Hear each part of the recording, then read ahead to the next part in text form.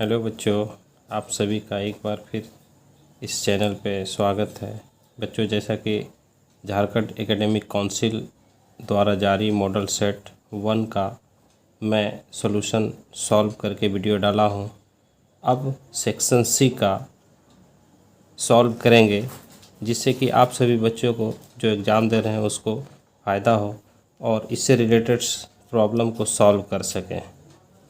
ठीक है, तो चलो हम लोग स्टार्ट करते हैं सेक्शन सी। ठीक है, सेक्शन सी स्टार्ट करेंगे, है ना, जो 4 मार्क्स का क्वेश्चन है। ठीक है, सेक्शन सी स्टार्ट करते हैं। 4 मार्क्स का क्वेश्चन है, इसको हल किया जाता है। ठीक है, तो देखिए लेते हैं हम लोग। ये है आपका सेक्शन सी। ठीक है, जो कि 4 मार्क्स का है और ये क्वेश्चन है आपका 5 क्वेश्चन। 5 × 4 यानी 20 मार्क्स का है इस सेक्शन में। ठीक है, चलिए स्टार्ट करते हैं हम लोग। 51 क्वेश्चन। तो देखिए ये कहता है प्रूव दैट y प्लस के y plus y into y plus ये डिटर्मिनेंट का प्रॉब्लम है, इसको प्रूव करना है। तो हम लोग डिटर्मिनेंट लेते हैं। ये कहते हैं y प्लस के y प्लस के y प्लस के। जैसा कि आप सभी जानते हैं कि ये जो प्रूफ है, इस प्रूफ को देखते हुए हम लोग वर्क करते हैं। ठीक है, तो क्या किया जाए जिससे कि प्रूव आ जाए। डिटर्मिनेंट में तो बहुत सारा प्रॉपर्टीज़ है, अगर इसको हम लोग एक्सपेंशन मेथड से सॉल्व करेंगे तो बहुत टाइम लग जाएगा। इसलिए हम लोग क्या करते हैं, प्रॉपर्टीज ऑफ डिटर्मिनेंट को यूज़ करते हैं और देखते हैं कि अगर हम R1 ले लें और R1 में R1 plus R2 plus R3 का वर्क करते हैं, R1 के प्लेस पे तीनों को ऐड कर देते हैं, दैट इज़ R1 R2 और R3। तो ये जब हम ऐड करते हैं, देखिए R1 plus R2 plus R3 ये हो गया 3y प्लस के। फिर यहाँ देखिए y plus Y plus K plus y, ये भी 3y प्लस के, y प्लस के यानी ये भी 3y प्लस के। और चूँकि R2 के बारे में कोई कमेंट नहीं किया, इसलिए इसको उतार लेंगे हम लोग, y प्लस के। अब ये क्या करते हैं, देखते हैं कि इसमें सारे कॉलम में ये जो फर्स्ट रो में कॉमन है। तो यहाँ लिखते हैं 3y प्लस के कॉमन फ्रॉम R1 से कॉमन लेते हैं 3y प्लस के। तो 1 1 1 ये मेरा बच रहा है y प्लस के y प्लस y और y प्लस के। आप देख रहे हैं। तो इससे क्या करना है, जब यह मेरा एक प्रूफ हो जाता है उसके बाद अब के स्क्वायर रह जाता है। तो के स्क्वायर के लिए क्या करेंगे, देखते हैं कि मैक्सिमम टर्म का रो का जो पहला रो है उसके मैक्सिमम एलिमेंट को ज़ीरो करने की कोशिश करते हैं। तो उसके लिए हम लोग करते हैं, ये कॉलम लेते हैं, C1 में C2 को घटा देते हैं, फिर दूसरा वर्क करते हैं C2 में C3 को घटा देते हैं। तो ये मेरा जो है ये आपका C1 हो गया, ये C2 हो गया और ये C3 हो गया। तो चलिए जो कमेंट किए उस कमेंट के अनुसार हम लोग वर्क करते हैं। ये C1 है 1 - 1 0, y माइनस के, तो ये माइनस के हो जाएगा। उसके बाद ये y माइनस वाई, तो ये 0 हो जाएगा। इससे इसको घटा देते हैं तो ये होता है 0, इससे इसको घटा देते हैं तो ये बचता है के, इससे इसको घटा देते हैं तो बचता है माइनस के। और चूँकि इस कमेंट C3 के बारे में कोई कमेंट नहीं, इसलिए ये टर्म को उतार लेना है। अब एक्सपेंशन मेथड को 3y प्लस के, जैसा कि हम लोग जानते हैं जिस एलिमेंट को लेते हैं उस एलिमेंट को रो कॉलम को छोड़ते हैं। तो ये फर्स्ट एलिमेंट अगर लेते हैं R1 का तो ये 0 हो जाएगा, ये 0 हो जाएगा। तो हम इस एलिमेंट को लेते हैं तो 1 हुआ, और इस रो कॉलम को बंद किए तो माइनस के 0 माइनस के। ठीक है बच्चों, तो ये 3y प्लस के आपका होता है। और इसको बाय एक्सपेंशन मेथड सॉल्व करते हैं तो ये k इंटू के क्या हो जाता है, के स्क्वायर, और 0 इंटू के 0, यानी आपका ये प्रूफ के स्क्वायर 3y प्लस के हो गया प्रूफ। ठीक है, 4 मार्क्स आपको हो गया। अब आइए हम लोग इसी का 51 का और नंबर सवाल है ना, इसमें कि कंटिन्यूटी और डिफरेंशिएबिलिटी का सॉल्व है। कहता है सॉल्व, है ना, f x x to the power 10 minus 1, कहता है when x less than equal to 1 x square when x greater than 1, और test the continuity at x equal to 1, x equal to 1 पे test करना है। ठीक है, तो सबसे पहले आप जानते हैं कि किसी भी फंक्शन को कंटिन्यूअस होने के लिए आपको शर्त चाहिए left hand limit right hand limit equal to value of the function, है ना। तो ये लेफ्ट हैंड लिमिट क्या होता है, लिमिट एच टेंस से 0, आपका चूँकि 1 पॉइंट है तो ये हो जाएगा एफ 1 माइनस एच, ये हो जाएगा limit h tends to 0 f 1 plus h, और ये हो जाएगा वैल्यू ऑफ द फंक्शन 1। इसमें ये शर्त है कि ये जो इसमें जो फंक्शन चॉइस हो जाएगा वो हो जाएगा 1 से छोटा, और इसमें जो फंक्शन हो जाएगा वो 1 से बड़ा होगा, और इसके जो शर्त है ये 1 के बराबर होगा। तो ये अगर तीनों में से एक भी इक्वल वैल्यू नहीं आता है तो ये डिसकंटिन्यूअस होगा। चलिए हम लोग चेक करते हैं लेफ्ट हैंड लिमिट। फर्स्ट में लेते हैं left hand limit, limit h tends to 0 f 1 minus h. अब इसमें से ये शर्त देखते हैं कि 1 से जो है x कहाँ पे छोटा है, तो ये वाला है, यानी एफ एक्स इक्वल टू इस फंक्शन को यूज़ करेंगे। तो जब एफ एक्स इक्वल टू इस फंक्शन को यूज़ करेंगे तो f minus 1 h equal to क्या हो जाएगा 1 minus h to the power 10 minus 1, और जब लिमिट लगा देते तो 1 minus 0 to the power 10 minus 1, यानी ये हो जाएगा 1 माइनस 1 0। ठीक है, अब राइट हैंड लिमिट देखते हैं।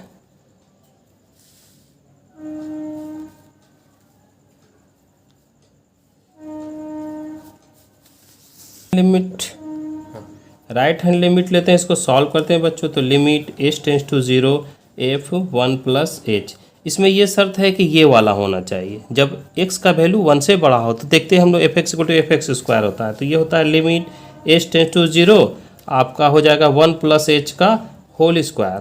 तो जब 1 प्लस एच स्क्वायर लिमिट लगा देते हैं तो 1 प्लस 0 का होल स्क्वायर दैट इज़ 1। तो जब लेफ्ट हैंड लिमिट और राइट हैंड लिमिट जो है, देखिए left hand limit equal to right hand limit ये इक्वल नहीं है तो एफ एक्स एग्जिस्ट ही नहीं करेगा, है ना, f x not exist, F x जो है ये फलन जो है अग्रसर नहीं करेगा।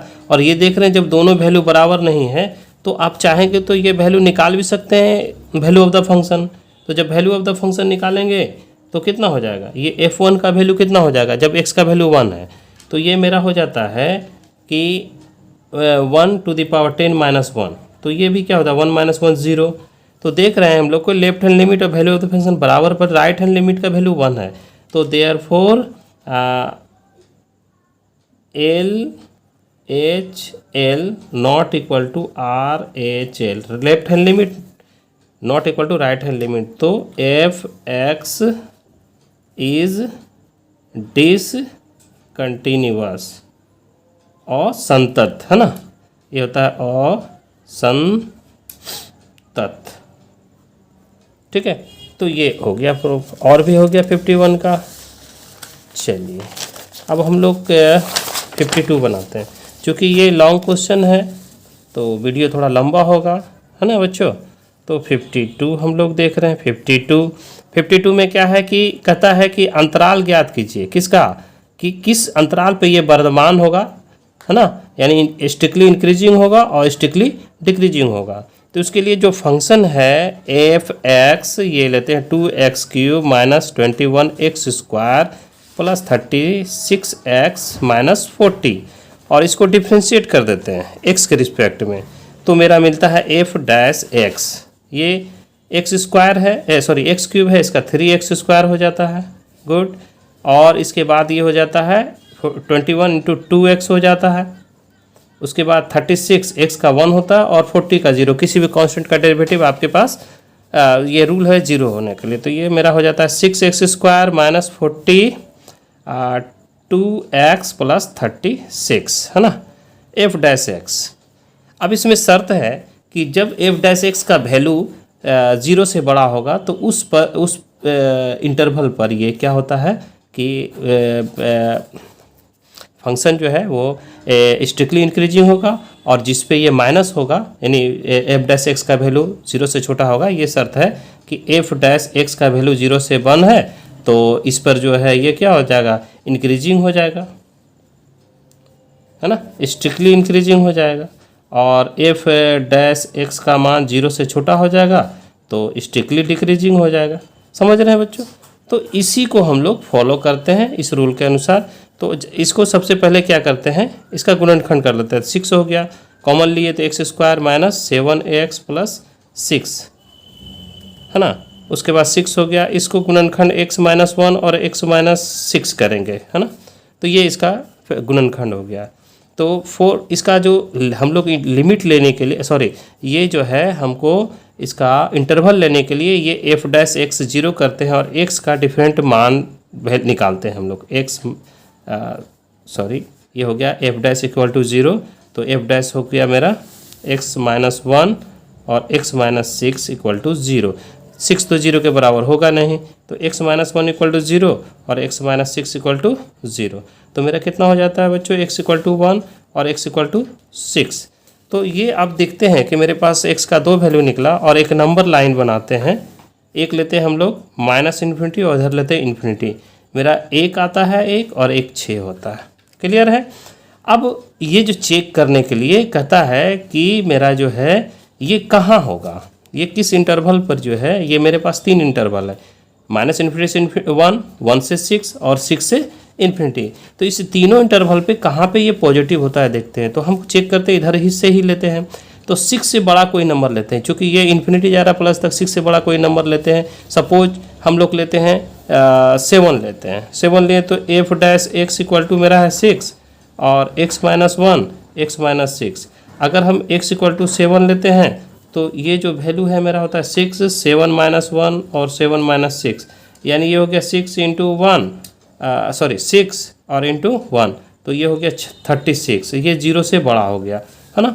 तो ये एफ डैश एक्स जो है वो 0 से बड़ा हो गया। तो यहाँ पे ये जो है ये पॉजिटिव हो गया। अब ये देखना है कि ये जो कोई भी पॉलिनोमियल इक्वेशन में अगर ये पॉजिटिव आया तो इसके बाद नेगेटिव ही आएगा, उसके बाद फिर पॉजिटिव ही आएगा। आप किसी भी नंबर को लेकर देख लीजिए, जैसे 1 और 6 के बीच में 5 लेते हैं तो 5 रखेंगे तो यहाँ पे 5 माइनस 1 4 होता है, और यहाँ पर 5 माइनस 6 यहाँ से माइनस हो गया, तो ये टोटल एफ डैश एक्स का मान क्या होगा, माइनस हो जाएगा, इसलिए नेगेटिव। फिर आप इससे 1 से छोटा कोई भी लेते हैं, माइनस 1 वाला नंबर ले लेते हैं, 1 से छोटा 0 ही ले लेते हैं, तो 0 माइनस 1 0 माइनस 6, तो माइनस 1 माइनस 6 क्या होता है, ये भी पॉजिटिव हो जाता है। तो ये हम लोग का तरीका होता है कि अगर एक पॉजिटिव निकल गया इधर से तो उसके बाद नेगेटिव, उसके बाद पॉजिटिव, उसके बाद नेगेटिव, ये पॉलिनोमियल इक्वेशन का होता ही है ऐसा, ठीक है। तो इससे मेरा पता चल गया। अब यहाँ पर जब पता चल गया तो ये देख रहे हैं कि ये क्या हो रहा है, ये इंक्रीजिंग हो रहा है, ये डिक्रीजिंग हो रहा है और ये इंक्रीजिंग हो रहा है। तो ये जो इंटरवल पे हम लोग लिखेंगे कि F x is strictly increasing, है ना, स्ट्रिक्टली इंक्रीजिंग। जैसा कि आप लोग देख रहे हैं बच्चों, ये है स्ट्रिक्टली इंक्रीजिंग या निरंतर, इसका हिंदी होता है निरंतर वर्धमान, ठीक है, वर्धमान। तो आप देख रहे हैं ये किस पे होगा, तो इसका जो इंटरवल होगा वो हो जाएगा, देखिए आपने देखा है कि यहाँ पर पॉजिटिव हो रहा है, तो एक हो जाता है ये माइनस इन्फिनिटी से 1, ये ओपन इंटरवल है ना, स्ट्रिक्टली इंक्रीजिंग में ओपन इंटरवल होगा, ये हमेशा याद रखना है। और यूनियन ये हो गया 6 से इन्फिनिटी, और F x is strictly decreasing, ये हिंदी इसका होता है निरंतर ह्रासमान, है ना, ह्रासमान। तो इसमें जो है ये जो कहाँ पर यहाँ पे नेगेटिव है, तो इसका जो इंटरवल हो जाएगा 1 से 6, ओपन इंटरवल। हमेशा ये ध्यान रखना, ओपन इंटरवल, किसी किसी बुक में कभी क्लोज इंटरवल करता है, खैर उससे नहीं देखना, आपको हमेशा ओपन इंटरवल लिखना, यही 100% सही है। क्लियर है? तो अब हम लोग ये हो गया 52 हो गया। अब हम लोग बना रहे हैं बच्चों 52 का और नंबर, चूँकि इसमें सवाल ज़्यादा है। 52 का और नंबर है, ये कहता है, ये भी लॉन्ग क्वेश्चन है, integration of 3x + 1 by 2x² minus 2x + 3 dx, ये भी लॉन्ग क्वेश्चन है। और ये फॉर्म जो है मेरा बच्चों px + q by ax² bx + c, है ना, यही फॉर्म है। इस फॉर्म को सॉल्व करने के लिए सबसे पहले हम लोग इसको सॉल्व करना पड़ता है। 3x + 1 = कोई कांस्टेंट ले लेते हैं और डेरिवेटिव करते हैं न्यूमरेटर का, जो नीचे वाला है x² 2x + 3, अब प्लस कोई अदर कांस्टेंट भी लेते हैं और इसको क्या करते हैं, ये dy/dx का मतलब इसका डेरिवेटिव, तो 2x हो जाएगा, तो ये 4x - 2 हो जाएगा और इधर हो जाता है +b।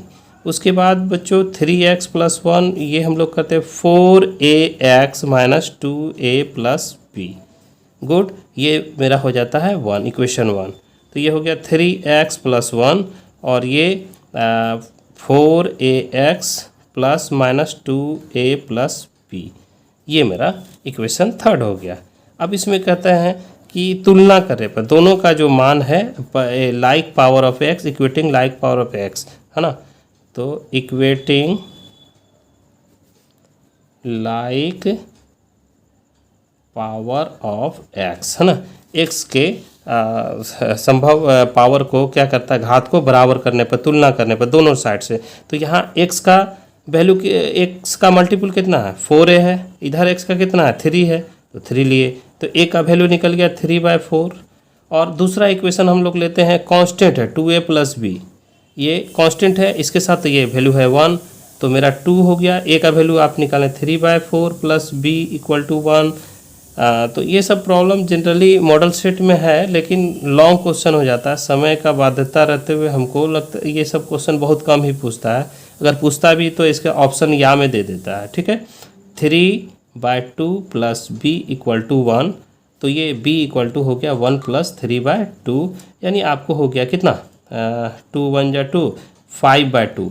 तो ये जो वैल्यू a और b का वैल्यू निकला इक्वेशन 1 में पुट करते हैं, ठीक है, जो डेरिवेटिव करें, तो 1 पुट किए तो 3x + 1 = a, है ना, आपका 4x - 2 + b, तो a का वैल्यू कितना निकले हम लोग 3/4, तो 3/4 4x - 2 + 5/2, इसको पूरे का हल कीजिएगा तो 3x + 1 होगा। ठीक है बच्चों, तो अब हम लोग जो आते हैं I = ये हो गया 3x का वैल्यू हो गया 3/4 4x - 2 + 5/2, और ये जो मेरा क्वेश्चन है 2x² - 2x + 3। अब क्या करते हैं, सेपरेट करते हैं, ये तो dx रहेगा ही, तो ये हो गया मेरा 3/4 integration sign 4x - 2 dx bye 2x² - 2x + 3, और ये मेरा हो जाता है 5/2 dx बाय 2x² - 2x + 3। देखिए ये लॉन्ग क्वेश्चन है, हार्डली क्या बोला जाए। तो ये जब देख रहे हैं बच्चों कि हम लोग जानते हैं कि किसी का भी जब dx/x होता है, इंटीग्रेशन यानी x का डेरिवेटिव ऊपर है, तो ये log x होता है। तो इसी फॉर्मूला का अगर यूज़ करते हैं तो ये देखते हैं कि ये 2x - 2x 2x² - 2x + 3 का डेरिवेटिव 4x - 2 है, तो ये मेरा जो होता है इसका आसानी से हम लोग निकाल लेते हैं, लिखते हैं log 2x² - 2x + 3। अब ये जो 5/2 है ये मेरा dx है, इससे अगर हम लोग 2 कॉमन ले लेते हैं तो ये होता है x² - x + 3/2। ठीक है, ये दो प्रॉब्लम का ये कॉम्बिनेशन है, तुम देख रहे हो यहाँ से दो प्रॉब्लम हो रहा है, इसको भी हल करना है 2x² - 2x + 3 + 5/4 हो जाता है। इसको हल करने के लिए बच्चों ये x² है, इसको a + b या a - b + b² ऐसा कुछ फार्मूला पे लाते हैं, तो x हो गया, यहाँ पे 2 देते हैं तो x × हाफ, चूँकि ये पर -x है। अब a - b का होल स्क्वायर था a² 2ab, b के प्लेस पे 1 है, तो इसके लिए क्या होता है b² 1/4 चाहिए, अगर हम 1/4 ऐड करें तो यहाँ घटाना भी होगा, + 3/2 3/4 log 2x² - 2x + 3, इसको उतारते जा रहे हैं बच्चों, ये 5/4 है, ये dx। तो देखिए अगर हम इसको यहाँ से यहाँ तक लेते हैं तो ये मेरा होता है x माइनस 1/2 का होल स्क्वायर।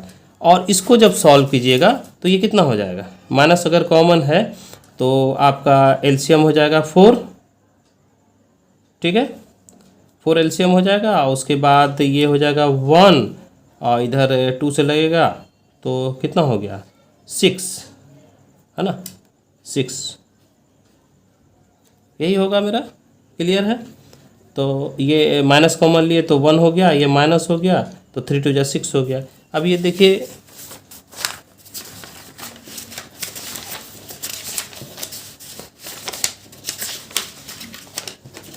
तो ये जो आपका है वो क्या है बच्चों, देखो तो ये हो गया 3/4 log 2x² minus 2x plus 3, है ना। इस प्रॉब्लम के चलते वीडियो थोड़ा लंबा हो जाएगा, तो बच्चों ज़्यादा से ज़्यादा सब्सक्राइब कीजिए और वीडियो शेयर कीजिए अपने दोस्तों के बीच ताकि उनको भी फ़ायदा हो जाए। ये एलसीएम लेने के बाद माइनस हो जाता है तो ये हो जाता है -5/4। ये 3/4 log 2x² minus 2x plus 3 plus 5/4 sorry integration, तो ये होता है d/dx x माइनस 1/2 का होल स्क्वायर प्लस √5/2 का होल स्क्वायर। ये एक फार्मूला हम लोग पढ़े हैं, integration of dx/a² plus x², है ना। तो ये मेरा कितना होता है 1/a tan इनवर्स x/a। अगर इस फार्मूला को यहाँ पे फॉलो करते हैं तो मेरा होता है 3/4 log 2x² minus 2x plus 3, ये 5/4 और ये हो जाता है 1/a, है ना। तो 1/a √5/2 और ये मेरा हो जाता है कितना tan inverse x √5/2 plus c। Good, है ना। 3/4 log 2x² minus 2x plus 3 plus ये 2 हो जाएगा 5/2 √5, इधर हो गया tan इनवर्स और ये हो जाएगा 2x माइनस 1/√5 प्लस c। ये रहने दीजिए, ये फिर ऊपर 5 ले जाएंगे तो ये हो गया बच्चों। बड़ा क्वेश्चन था, लॉन्ग टाइप का क्वेश्चन है, ठीक है। चलिए अब 53 हम लोग आते हैं। 53 ये पूरा लंबा क्वेश्चन था इसलिए बच्चों टाइम लग गया। ये 53 है।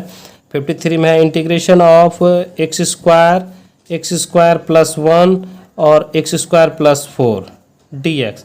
ये पार्शियल फ्रैक्शन का क्वेश्चन है, ठीक है।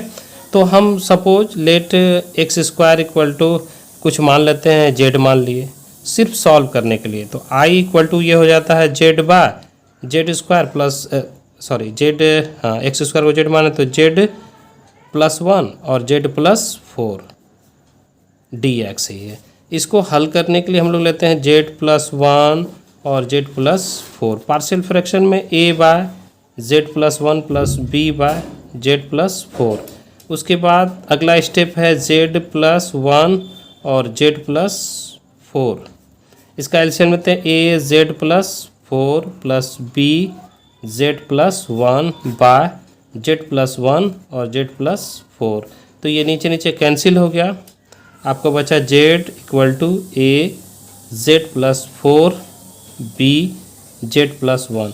ये इक्वेशन 2 मान लेते हैं और इस इक्वेशन 1 लेते हैं। चूँकि ए बी का वैल्यू निकालना है तो जो a के नीचे है उसको 0 के बराबर पुट करते हैं। Put z plus 1 equal to 0 then z equal to -1 in 2, यानी z का मान 0 रखें तो z का वैल्यू -1 निकला। इसको समीकरण 2 में रखने पर, तो समीकरण 2 में रखेंगे तो बाबू हो गया -1, ये हो जाता है कितना a -1 प्लस 4 प्लस b, यहाँ पे 0 हो जाएगा b, है ना।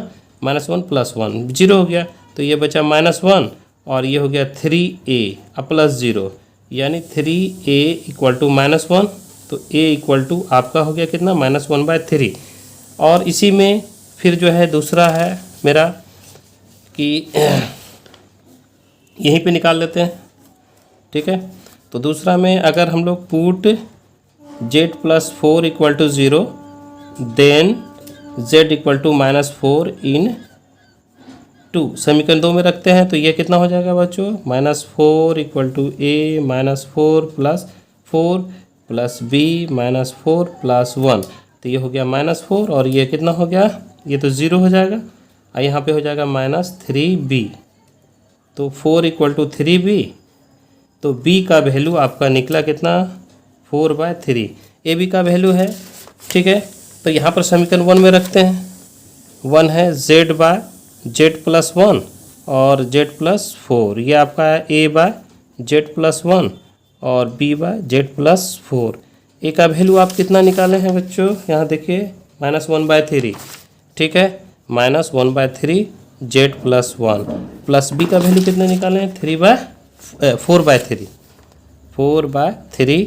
z प्लस 4, ठीक है। चूँकि z का वैल्यू हम लोग जो है क्या रखे हैं, अब यहाँ पर आइए, ये मेरा क्वेश्चन ये है z/z प्लस 1, तो ये मेरा I इक्वल टू होता है integration -1/3 z plus 1 plus 4/3 z plus 4 और ये dx।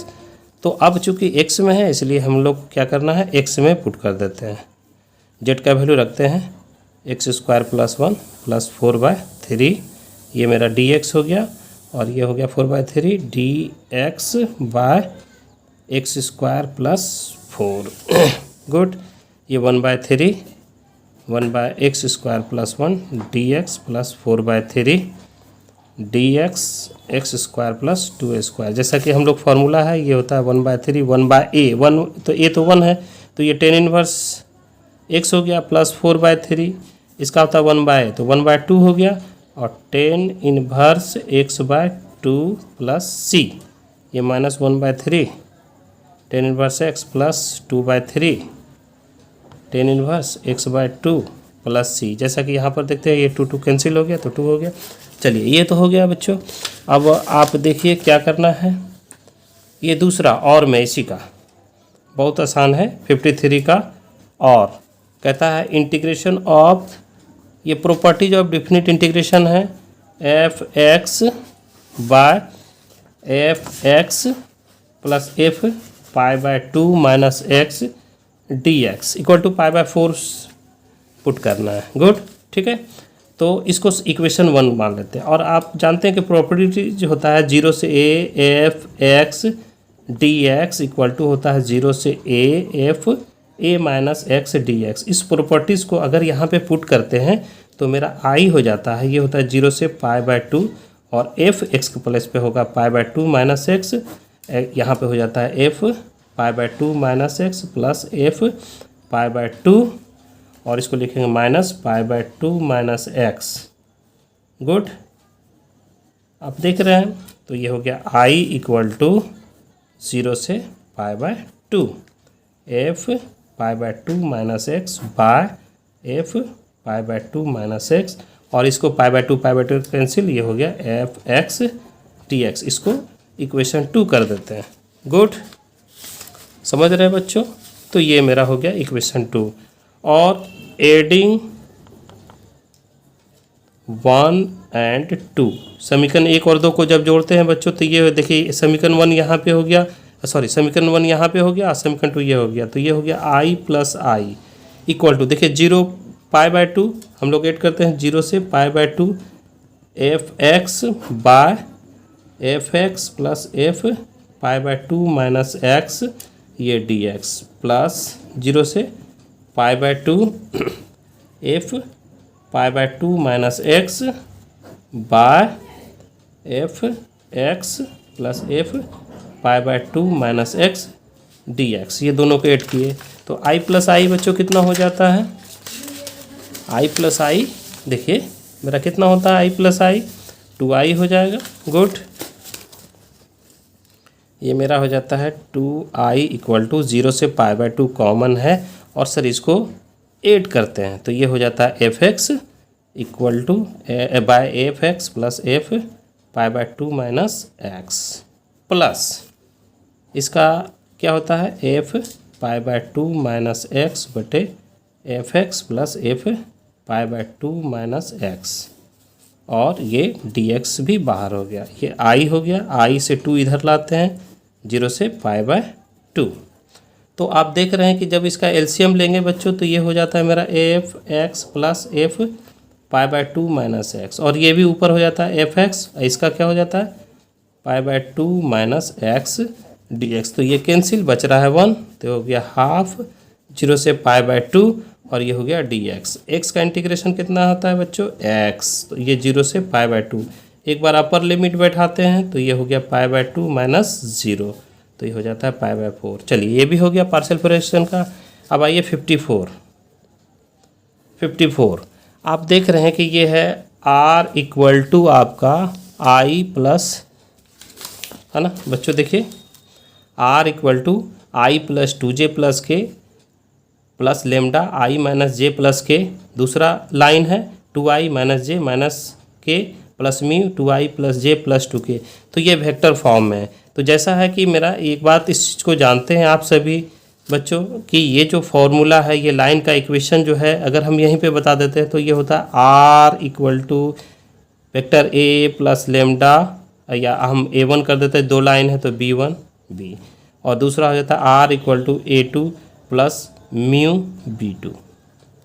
और इस दोनों वेक्टर का अगर हम लोग कंपेयर करते हैं इस लाइन का, तो मेरा a का जो वैल्यू होता है, a1 का ज़रूरत नहीं है चूँकि cos थीटा इक्वल टू होता है p1 डॉट b2, तो और by magnitude of b1 into magnitude of b2, ठीक है।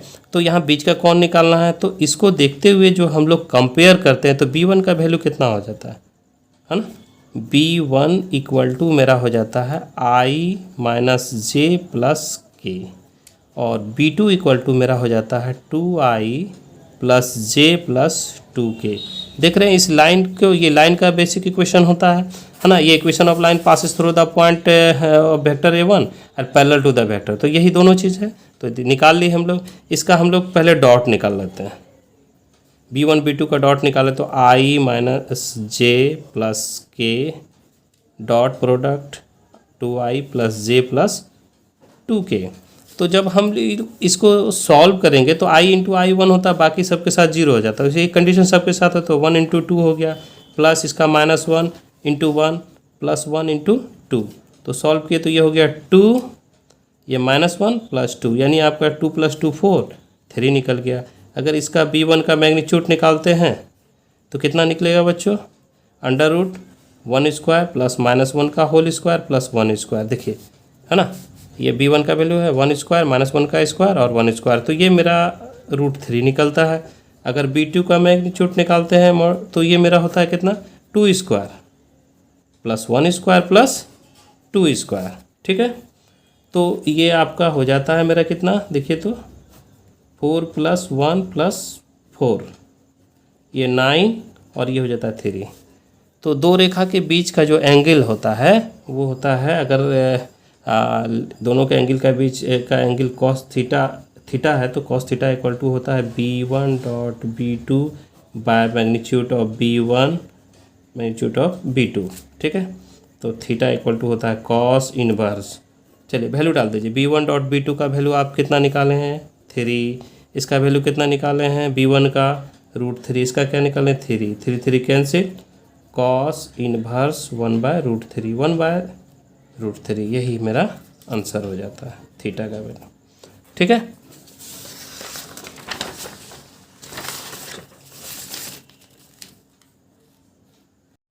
हाँ तो बच्चों हम लोग थे 55 में है कि a man is known to speak truth 3 out of 5 times he throw a die and report it is 1, find the probability that it is actually 1।